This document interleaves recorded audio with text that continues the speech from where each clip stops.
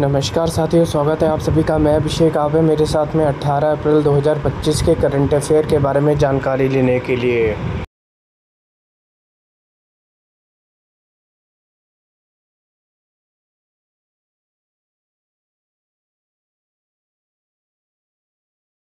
साथियों, स्वागत करता हूं मैं अपने चैनल स्मार्ट टीचिंग अभी 20 GS भाई अभिषेक में।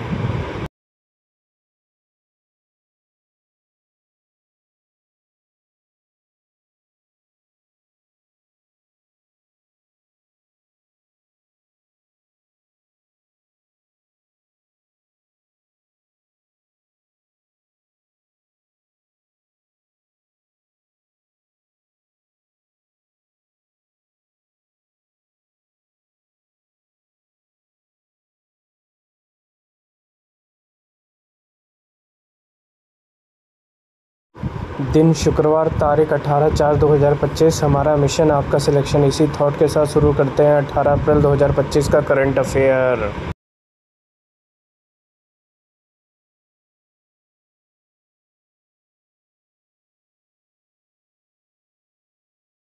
पहला, हाल ही में 3 लैंग्वेज पॉलिसी लागू करने वाला पहला राज्य कौन बना है? उत्तर है महाराष्ट्र। आइए इस खबर के बारे में जान लें। महाराष्ट्र 3 लैंग्वेज पॉलिसी लागू करने वाला पहला राज्य बना। मुंबई महाराष्ट्र 3 लैंग्वेज पॉलिसी लागू करने वाला देश का पहला राज्य बन गया है। अब यहाँ 1 से 5वीं क्लास तक के बच्चों को हिंदी पढ़ना जरूरी कर दिया गया है। यह फैसला राज्य के सभी मराठी और अंग्रेजी मीडियम स्कूलों पर लागू होगा। नेशनल एजुकेशन पॉलिसी 2020 के नए कैरिकुलम के ध्यान में रखते हुए महाराष्ट्र ने इन क्लासेस के लिए 3 भाषा की पॉलिसी लागू की है। राज्य के स्कूल एजुकेशन डिपार्टमेंट ने बुधवार को यह घोषणा की। एजुकेशन डिपार्टमेंट ने कहा कि स्कूल एजुकेशन को लेकर NEP 2020 के सुझावों को कई चरणों में लागू करने की योजना है। अगला, हाल ही में भारतीय नौसेना ने मेघयान 25 के तीसरे संस्करण की मेजबानी कहाँ की है? उत्तर है नई दिल्ली में। आइए इस खबर के बारे में जान लें। भारतीय नौसेना ने 14 अप्रैल 2025 को नई दिल्ली स्थित नौसेना भवन में अपने प्रतिष्ठित मौसम विज्ञान और समुद्र विज्ञान संगोष्ठी मेघयान 25 के तीसरे संस्करण का आयोजन किया है। यह कार्यक्रम विश्व मौसम विज्ञान दिवस 2025 के उपलक्ष्य में आयोजित किया गया है, जिसका उद्देश्य समुद्री मौसम विज्ञान और समुद्र विज्ञान के क्षेत्र में जागरूकता और सहयोग को बढ़ावा देना था।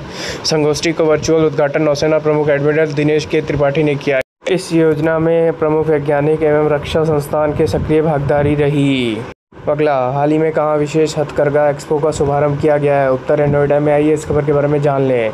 राष्ट्रीय हथकरघा विकास निगम ने नोएडा में विशेष हथकरघा प्रदर्शनी का शुभारंभ किया। इस कार्यक्रम में 13 राज्यों के हथकरघा बुनकर एक साथ आ रहे हैं। भारत सरकार ने वस्त्र मंत्रालय के तत्वाधान में राष्ट्रीय हथकरघा विकास निगम ने नोएडा स्थित अपने कॉरपोरेट कार्यालय में विशेष हथकरघा प्रदर्शनी का शुभारंभ किया।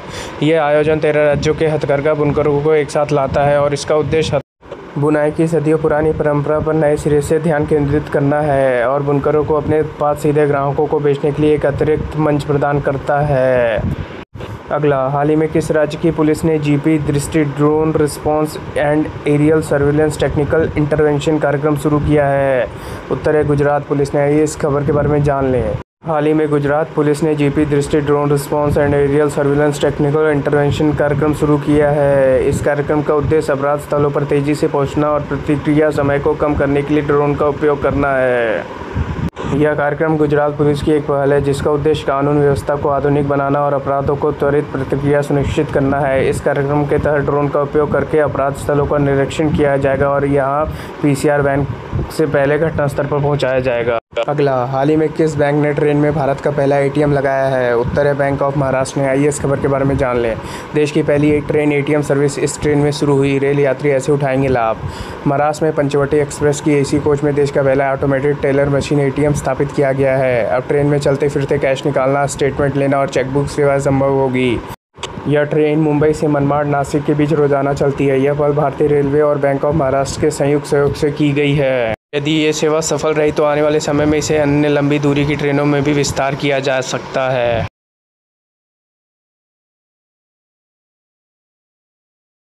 अगला, हाल ही में गबोन में किस सेना नेता ने राष्ट्रपति चुनाव जीता है? उत्तर है ब्राइस ओलिगो नेगुमा ने। आइए इस खबर के बारे में जान लें। जनरल ब्राइस ओलिगो नेगुमा ने गबोन के राष्ट्रपति चुनाव में 90% से अधिक मतों के साथ जीत दर्ज की है, जिससे मध्य अफ्रीका देश पर उनकी पकड़ और मजबूत हुई है। यह विजय 2023 में हुए सैन्य तख्ता पलट के बाद आई है। जिससे नेगोमा ने दशकों से सत्ता में रही बोंगो वंश को सत्ता से हटा दिया है। तख्ता पलट के समय उन्होंने सत्ता छोड़ने का वादा किया था, लेकिन नए चुनावी नियमों के तहत उन्होंने चुनाव लड़ा जो सैन्य अधिकारियों को चुनाव लड़ने की अनुमति देता है। गैबॉन, जो तेल और खनिज संसाधनों से समृद्ध है, अब भी असमानता और भ्रष्टाचार जैसी गंभीर समस्याओं से जूझ रहा है। अगला, हाल ही में मानवता की पालना गुफाएं कहां पर फिर खुली हैं? उत्तर है दक्षिण अफ्रीका में। आइए इस खबर के बारे में जान लें।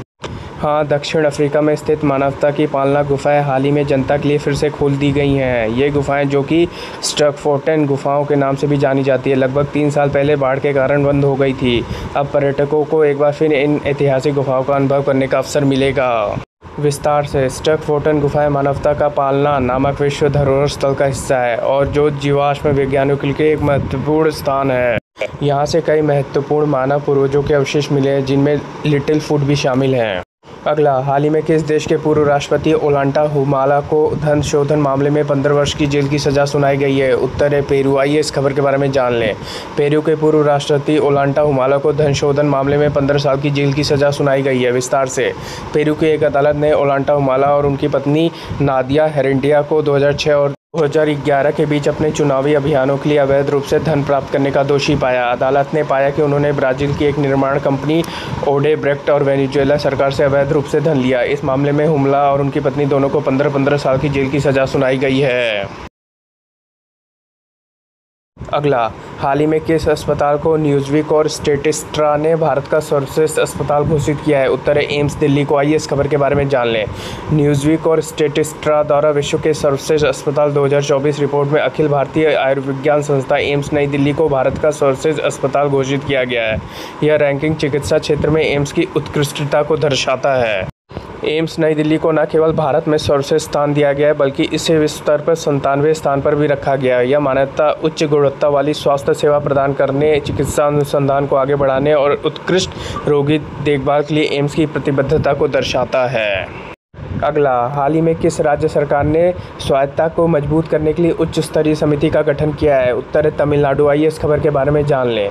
तमिलनाडु सरकार ने राज्य की स्वायत्तता को मजबूत करने के लिए एक उच्च स्तरीय समिति का गठन किया है। इस समिति का उद्देश्य राज्य की स्वायत्तता और संघवाद को मजबूत करने के लिए उपाय सुझाना है।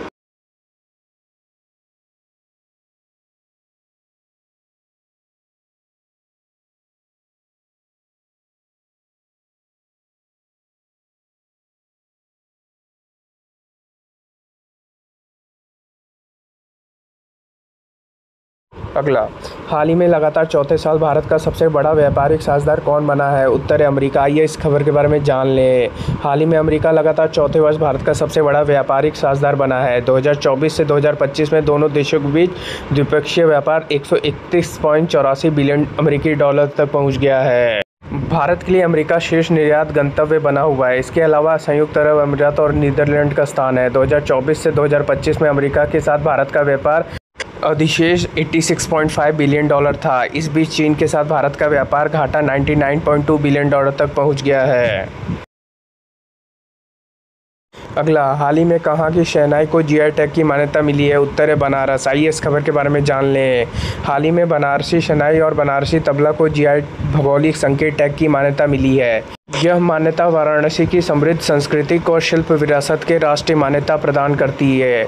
यह जीआई टैग बनारस की शहनाई और तबला को दूसरे द्वारा नकल या अनुकरण किए जाने से भी बचाता है। यह वाद्य यंत्रों को उनके विशिष्ट भौगोलिक उत्पत्ति और गुणवत्ता के साथ जोड़ता है, जिससे उनकी प्रामाणिकता सुनिश्चित होती है। बनारस घराना भारतीय शास्त्रीय संगीत के 6 प्रमुख तबला घरानों में से एक माना जाता है और शहनाई के उस्ताद बिस्मिल्लाह खां के माध्यम से वैश्विक पहचान मिली है।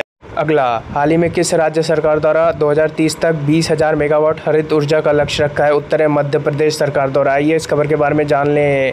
मध्य प्रदेश सरकार ने 2030 तक 20,000 मेगावाट अतिरिक्त हरित ऊर्जा का उत्पादन करेगी। भोपाल, 7 अगस्त। मध्य प्रदेश सरकार ने नवीनीकरण ऊर्जा स्रोतों के माध्यम से 2030 तक 20,000 मेगावाट अतिरिक्त हरित ऊर्जा उत्पन्न करने का महत्वाकांक्षी लक्ष्य निर्धारित किया है, जिसमें चंबल क्षेत्र में एक सौर संयंत्र की स्थापना करना शामिल है। एक वरिष्ठ अधिकारी ने रविवार को यह जानकारी दी। उन्होंने बताया कि सरकार इस ऊर्जा की आपूर्ति अन्य राज्यों को भी करेगी। मध्य प्रदेश में मौजूदा समय में विभिन्न नवीनीकरण के माध्यमों से 5500 मेगावाट हरित ऊर्जा का उत्पादन हो रहा है। अगला, हाल ही में किस देश की इंटरपोल की गवर्नेंस समिति की अध्यक्षता संभाली है? उत्तर है यूएई। आइए इस खबर के बारे में जान लें। अंतर्राष्ट्रीय पुलिसिंग और कानूनी प्रवर्तन कूटनीति के क्षेत्र में एक महत्वपूर्ण विकास के तहत संयुक्त अरब अमीरात को इंटरपोल गवर्नेंस कमेटी का अध्यक्ष चुना गया है, जो वैश्विक सुरक्षा नेतृत्व में उसकी उभरती भूमिका का प्रतीक है। यह चुनाव 11 अप्रैल 2025 को फ्रांस के लियो स्थित इंटरपोल मुख्यालय में आयोजित हुआ, जहां लेफ्टिनेंट कर्नल दाना हुमैद अल मरजूकी ने इंटरपोल के सदस्य देशों में 67% वोट प्राप्त कर यह पद हासिल किया। यह उपलब्धि यूएई की पारदर्शिता, समावेश प्रशासन के प्रति बढ़ते विश्वास को दर्शाती है। धन्यवाद। आपका दिन मंगलमय हो।